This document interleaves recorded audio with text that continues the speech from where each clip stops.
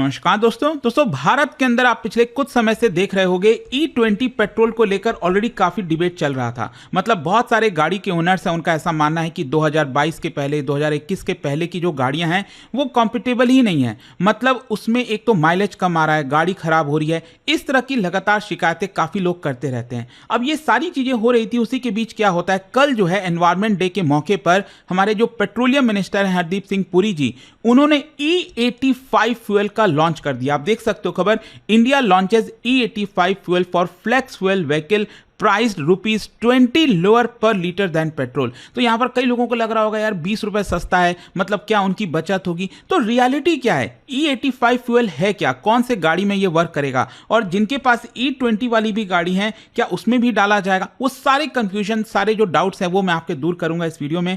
चलिए आगे बढ़ते हैं, लेकिन उससे पहले आप सबको बता दूं, आप में से जो भी लोग यूपीएससी की तैयारी कर रहे हैं आप स्टडी IQ के साथ जुड़ सकते हैं, क्योंकि आज से ही हमारा जो नया बैच है ये इवनिंग बैच है दोस्तों। इसके अंदर प्रीलिम से लेकर इंटरव्यू तक की पूरी तैयारी कराई जाएगी, ये स्टार्ट हो रहा है। इसके अलावा इसके अंदर 1-to-1 मेंटरशिप, बहुत सारे फीचर्स हैं, ये आप देख सकते हो। जो भी आपको पैकेज चाहिए अलग अलग फीचर्स के साथ, वो आप यहां पर अवेल कर पाओगे। कोई भी अगर आपको डाउट है, प्रॉब्लम है बैच से रिलेटेड, ये फोन नंबर दिया है, इस पर कॉल करिए एंड यूज करिए कोड अंकित लाइव मैक्सिमम डिस्काउंट के लिए। चलिए शुरुआत करते हैं। सबसे पहले देखिए हुआ क्या है, भारत ने कल एनवायरमेंट डे के मौके पर E85 एक हाई एथेनॉल ब्लेंडेड फ्यूल जो है उसका लॉन्च कर दिया। और मैं आपको बता दूं, अभी पूरे देश भर में करीब 48 ऐसे पेट्रोल पंप हैं, फ्यूल स्टेशन हैं, जहां पर आपको ये E85 फ्यूल मिलेगा। और कल ही जो है हरदीप सिंह पुरी जी ने, आप देख सकते हो दिल्ली में जो पूसा रोड है वहां पर इंडियन ऑयल के पेट्रोल पंप पर ये E85 वाला लॉन्च किया। और इसमें आपको एक अलग सा ही डिस्पेंसर देखने को मिलेगा जिसमें E85 लिखा हुआ है। मतलब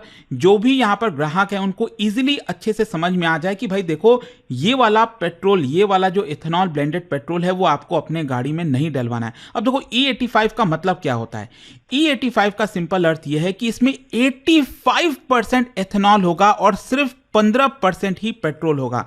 जैसे हम E10 की बात करते हैं तो E10 में तो 10% आपका इथेनॉल होता है सिर्फ। E20 में जो ज्यादातर अभी पूरे देश भर में लागू हो चुका है उसमें 20% इथेनॉल और 80% पेट्रोल होता है। तो जब हम E85 की बात करते हैं तो ये जस्ट उल्टा हो जाता है, यहां पर मैक्सिमम क्वांटिटी इथेनॉल की होती है और बहुत कम आपको पेट्रोल देखने को मिलेगा। खैर, क्वेश्चन यहां पर यह है कि इतना हिस्टोरिक डेवलपमेंट क्यों बताया जा रहा है।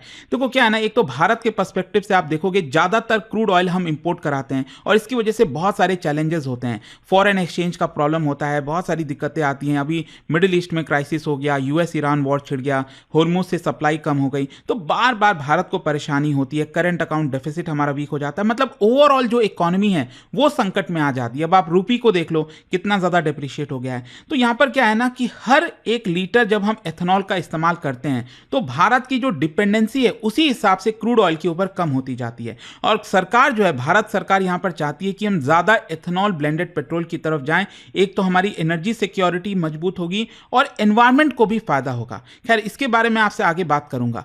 अब क्वेश्चन हम समझते हैं कि इसके पीछे का इकोनॉमिक्स क्या है। मतलब करंट प्राइसिंग की अगर हम बात करें, अभी अगर आप नॉर्मल पेट्रोल देखोगे, मतलब E20 पेट्रोल ज्यादातर जो पूरे देश भर में मिल रहा है, ये मैं दिल्ली की प्राइस की बात कर रहा हूं, ये करीब 102 रुपए पर लीटर के आसपास आपको देखने को मिलेगा। वहीं जो E85 वाला फ्यूल है जो लॉन्च किया गया है कल, ये आपको मिलेगा 20 रुपए सस्ता, 82 रुपीज पर लीटर। तो यहां पर सबसे पहले दिमाग में आएगा यार ये तो बड़ा सस्ता है, क्यों ना हम भी अपने इस गाड़ी में डलवा दें। लेकिन ध्यान रखिएगा, ये E85 जो है अगर सस्ता मिल रहा है तो क्या आपको अपने गाड़ी में सेम माइलेज मिलेगी? क्या वही चीज है? ऐसा नहीं है, क्योंकि ध्यान रखना है आपको, ये जो E85 वाला है, मतलब जितना ज्यादा एथेनॉल आपके गाड़ी में रहता है, पेट्रोल में डाला जाता है, उतना ज्यादा एनर्जी डेंसिटी कम होती है। मतलब अगर आप देखोगे ना, पेट्रोल में जो एनर्जी कंटेंट है वो आपको मिलता है 34 मेगा जूल पर लीटर, वहीं एथेनॉल में जो एनर्जी कंटेंट होता है वो 24 मेगा जूल पर लीटर ही होता है। इसका मतलब यह हुआ एथेनॉल में पेट्रोल के मुकाबले 30% कम एनर्जी होती है। तो इसका सिंपल अर्थ यह होता है कि मान लो अगर आपके पास पेट्रोल वाली कार है, अगर आप नॉर्मल पेट्रोल डलवा रहे हो, उसमें आपको 20 किलोमीटर पर लीटर का एवरेज मिल रहा है, तो E85 वाले फ्यूल में आपको सेम नहीं मिलेगा। मतलब हो सकता है इससे आपकी जो डिस्टेंस है वो कम हो जाएगा, क्योंकि जैसा मैंने आपको बताया यहां पर एथेनॉल में एनर्जी कंटेंट कम होता है। अब मैं आपको एग्जांपल से समझाता हूं कि यहां पर ये सस्ता पड़ेगा कि महंगा पड़ेगा। देखो क्या है ना, मान लो सिनेरियो 1 ले लो, यहां पर एक पेट्रोल गाड़ी है, उसमें आप नॉर्मल पेट्रोल डलवा रहे हो, उसमें आप कितने का पेट्रोल पड़ा है, 102 रुपए का, और इसमें मान लो माइलेज आपको मिल रही है 20 किलोमीटर पर लीटर के हिसाब से, तो यहां पर आपका पर किलोमीटर का रेट कितना आ गया, 5 रुपए के आसपास। अब दूसरा सिनेरियो ले लो जहां पर आपके पास गाड़ी है जिसमें आप E85 वाला पेट्रोल डलवा सकते हो, इसमें आपको माइलेज उतनी नहीं मिलेगी। मतलब मान लो जो सेम गाड़ी है अगर आप उसी में डलवा दो, पहले वाले केस में जब आप नॉर्मल पेट्रोल डलवा रहे थे तो 20 किलोमीटर चल रहे थे, दूसरे वाले केस में जब आप E85 डलवा रहे हो तो यहां पर आपको 16 किलोमीटर का ही एवरेज मिल रहा है। मतलब इस केस में भी जो कॉस्ट निकल कर आ रहा है वो भी आपका उसी उतना ही लगभग आ रहा है। इसका मतलब ये हुआ कि अगर E85 वाला पेट्रोल सस्ते में मिल रहा है तो इसका मतलब ये नहीं है कि एक्चुअल में आपको सस्ता पड़ेगा वो, क्योंकि एक्चुअल जो डिस्टेंस है वो आपकी कम हो जाएगी। तो ऐसा नहीं है कि सरकार या फिर पेट्रोल कंपनीज कोई बड़ा उपकार कर रही है। बेसिकली यहां पर यही है कि देखो अगेन डिपेंड करता है कौन सी गाड़ी है, क्या है, व्हीकल डिजाइन कैसा है, उसमें इंजन एफिशिएंसी कैसी है, अल्टीमेटली उन सब के ऊपर डिपेंड करेगा। लेकिन ओवरऑल इससे आप समझ सकते हैं कि कोई ऐसा बहुत ज्यादा फायदा नहीं होने वाला। खैर यहां पर क्वेश्चन यह है कि अगर फायदा नहीं होना, उस केस में अगर कंज्यूमर्स को पैसे की सेविंग नहीं होनी, तो फिर हम E85 की तरफ जा ही क्यों रहे हैं। अब यहां पर मेन चीज है, सरकार का ऑब्जेक्टिव ये नहीं है कि सस्ते में फ्यूल आपको दिया जाए, सरकार का ऑब्जेक्टिव दूसरा है। उनका ये कहना है कि देखो अभी हमारा ज्यादातर जो ऑयल है, क्रूड ऑयल हम मंगाते हैं, बाहर से मंगाते हैं, तो अगर हम इथेनॉल का ज्यादा यूज करेंगे तो उतना ज्यादा हमें इंपोर्ट नहीं करना पड़ेगा और इसकी वजह से सेविंग्स होगी, हमारा फॉरेन एक्सचेंज रिजर्व सेव होगा। फॉर एग्जांपल मैं आपको बताऊं, 2014 में जो इथेनॉल ब्लेंडिंग होती थी पेट्रोल में, इट वाज जस्ट 1.5%, आज के डेट में कितना हो गया, 20%। मतलब सरकार का यह कहना है कि इसकी वजह से हमने 1.84 लाख करोड़ रुपए का फॉरेन एक्सचेंज रिजर्व सेव किया है।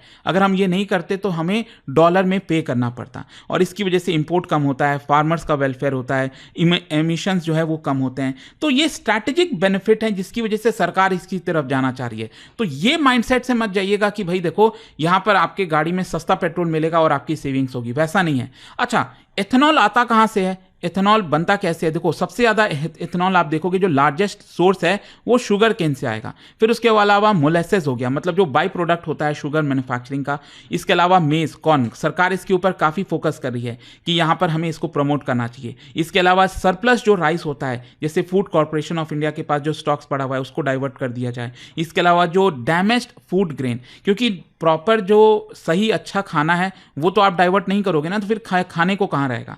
तो जो डैमेज्ड है जिसका इस्तेमाल नहीं हो तो उसको आप डाइवर्ट कर सकते हो। तो इन सब से हमें एथेनॉल मिलता है। और यहां पर अगेन मैं आपको इंटरेस्टिंग फैक्ट बताता हूं।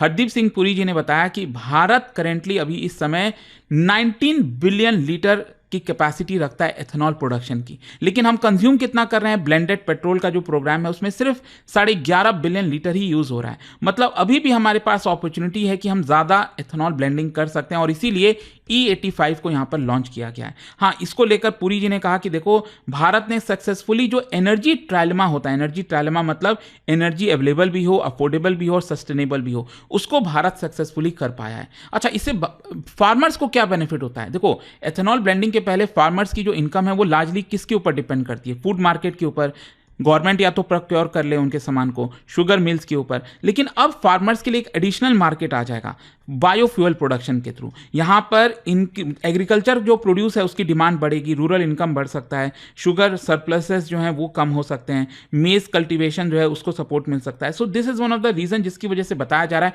कि फार्मर्स को फायदा हो सकता है। इनफैक्ट मैं आपको बताऊं, हरदीप सिंह पुरी जी का कहना है कि अभी अगर अचानक से देश में जितने भी 2 व्हीलर्स हैं और जो पैसेंजर व्हीकल हैं, मतलब ये जितने भी व्हीकल्स हैं उसके आधे भी अगर फ्लेक्स फ्यूल टेक्नोलॉजी की तरफ चले जाएं तो हमारा annual ethanol demand 312 crore litre बढ़ जाएगा एंड इसकी वजह से 12,000 करोड़ से ज्यादा का एडिशनल इनकम होगा फार्मर्स के लिए। और जहां तक एनवायरमेंटल बेनिफिट का सवाल है तो देखो एथेनॉल एक रिन्यूएबल फ्यूल की तरह है, कार्बन जो रिलीज होता है वो बताया जाता है कि जो क्रॉप्स होते हैं वो एब्जॉर्ब कर लेते हैं, तो इसकी वजह से जो नेट एमिशन है वो अल्टीमेटली फॉसिल फ्यूल के मुकाबले कम होता है। और इनफैक्ट यहां पर भी आप देख पाओगे बोला यह जा रहा है कि इसकी वजह से जो ट्रांजिशन हो रहा है इसकी वजह से 15,000 करोड़ जो फॉरेन एक्सचेंज है वो तो एनुअली होगा सेव, लेकिन साथ ही साथ कार्बन डाइऑक्साइड एमिशन की बात करें तो 66 लाख मेट्रिक टन ये हम कम कर सकते हैं। अच्छा, यहां पर अब असली सवाल यह आता है कि E85 क्या किसी भी गाड़ी में जल जाएगा? नहीं, बिल्कुल भी नहीं। ये मिस्टेक भी मत कर देना।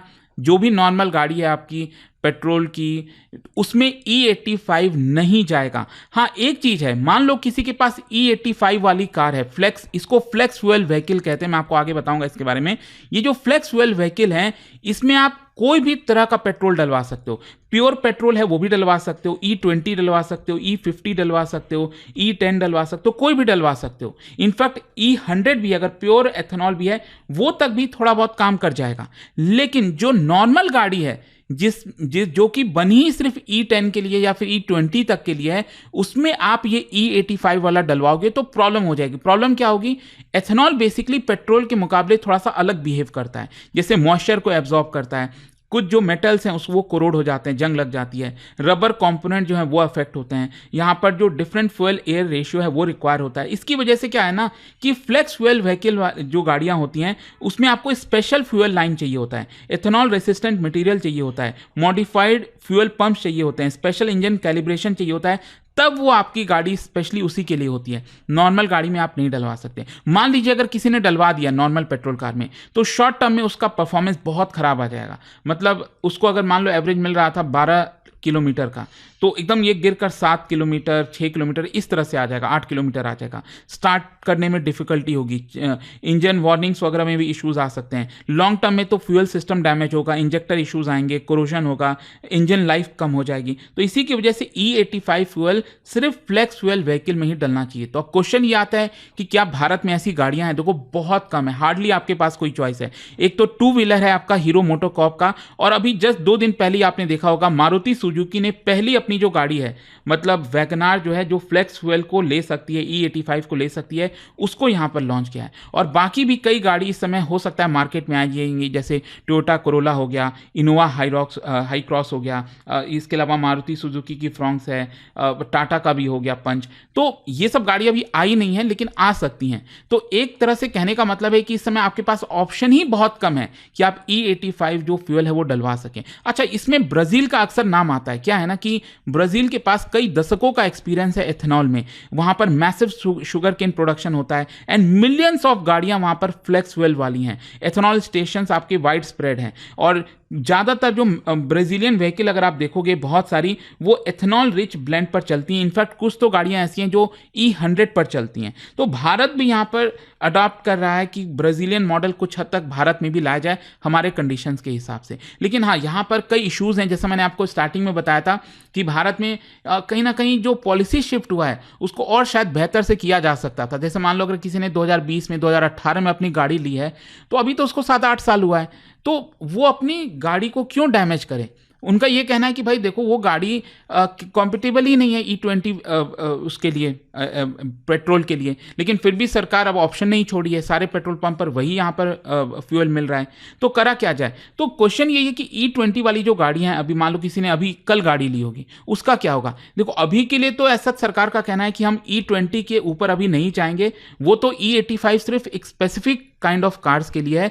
लेकिन E22, E25 ये सब जो होगा ना, ये सरकार का कहना है कि हम और अच्छे से पूछताछ करके, कंसल्टेशन करके, नई जो गाड़ियां जब आएंगी, जब हम लागू करेंगे उसके हिसाब से करेंगे। लेकिन देखना होगा कि क्या वो हो पाता है, नहीं होता है। बट आई होप कि ये जो E85 वाला मामला था वो आपको समझ में आ गया होगा। और जाने से पहले एक बहुत ही इंटरेस्टिंग क्वेश्चन, देखो हम एथेनॉल की बात करते हैं ना, इसमें भी अलग अलग जनरेशन है, फर्स्ट जनरेशन, सेकेंड जनरेशन। आपको बताना है थर्ड जनरेशन के बारे में, मतलब इनमें से कौन सा स्टेटमेंट थर्ड जनरेशन को बेस्ट डिस्क्राइब करता है एथेनॉल में। इसका राइट आंसर आप सब जानते हैं, मेरे इंस्टाग्राम पर तो मिलेगा ही, वहां पर अगर आप नहीं हो कोई बात नहीं, टेलीग्राम से ले सकते हैं इसका सही उत्तर। और दोस्तों जैसा मैंने आपको बताया, आज से स्टडी IQ पर हमारा नया UPSC बैच स्टार्ट हो रहा है, जिसके अंदर प्रीलिम से लेकर इंटरव्यू तक की पूरी तैयारी आपको मिलती है। यहां पर आपको 1-to-1 mentorship, assessment, revision, test सब कुछ है। कई सारे फीचर्स हैं। अगर आपको कोई डाउट है, प्रॉब्लम है, ये फोन नंबर दिया है, इस पर कॉल करिए, यूज करिए कोड अंकित लाइव मैक्सिमम डिस्काउंट के लिए। स्टडी IQ IAS, आपका सिलेक्शन हमारा मिशन।